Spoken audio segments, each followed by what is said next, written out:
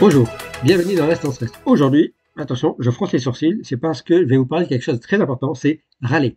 Et oui, est-ce que râler est bon pour la santé? Eh bien, vous devez savoir qu'on sait depuis 10 ans, et c'est confirmé maintenant, depuis 2024, que râler est bon pour la santé.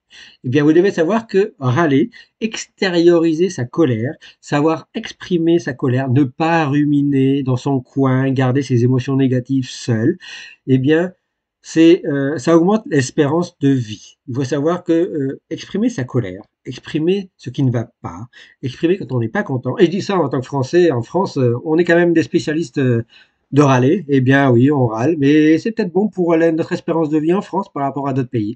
Râler, ça permet d'extérioriser nos émotions.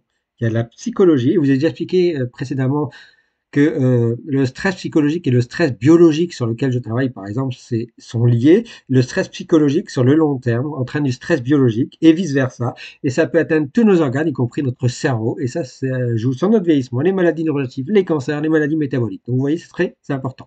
Eh bien, râler, ça permet d'extérioriser ses émotions, ne pas garder nos émotions négatives. Et si on ne les garde pas, on joue un peu sur notre tension artérielle. Alors évidemment, quand on est en colère, on explose. Et au moment où on explose, on a un rythme cardiaque qui est très élevé, notre tension qui est très élevée. On mobilise beaucoup notre glucose, on mobilise beaucoup notre énergie. On est très énergétique, on est très énergique. Et donc, évidemment, ça, si c'est aigu, si ça arrive occasionnellement, c'est pas très grave. Mais il faut pas être en colère tout le temps, parce que si on est en colère tout le temps, c'est aussi néfaste pour le cœur. Ça, c'est démontré, ça augmente les risques d'avoir des perturbations de l'activité cardiaque, de l'augmentation de la tension artérielle, donc de l'hypertension, et donc des augmentations des risques de maladies cardiovasculaires. Donc voilà, il faut pas trop râler, mais il faut savoir ne pas conserver, ruminer ses émotions. Il vaut mieux les extérioriser. Déjà, un, ça pousse au changement. Deux, ça pousse au contact. Ça pousse à mieux expliquer aux autres, à se faire comprendre et à comprendre les autres, même à prendre du recul sur nos émotions, sur notre colère. Pourquoi ça ne va pas?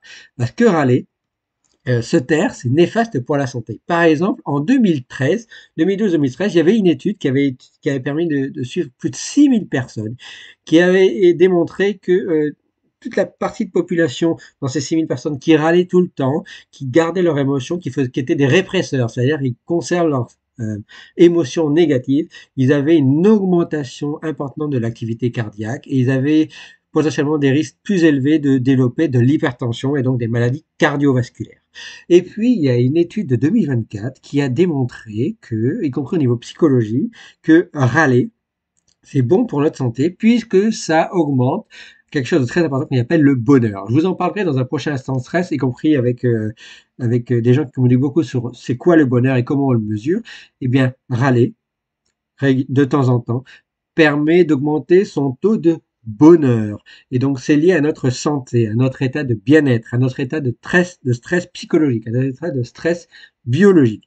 Et voilà pourquoi il est important, quand on râle, de bien râler, de hiérarchiser, de ne pas râler en face de sa plante, par exemple, de râler en face d'un autre humain pour se faire comprendre, mais avec les bonnes personnes. Quand on râle avec les bonnes personnes pour exprimer les bonnes émotions et ce qui ne va pas.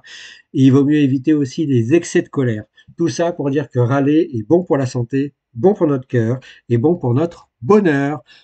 En attendant le prochain sans stress, ne râlez pas trop, mais râlez quand même un peu et ne freinez pas vos émotions si vous devez râler. Exprimez-vous, parlez, communiquez. Ça aidera vos émotions et ça aidera votre cœur et votre santé. Merci à vous.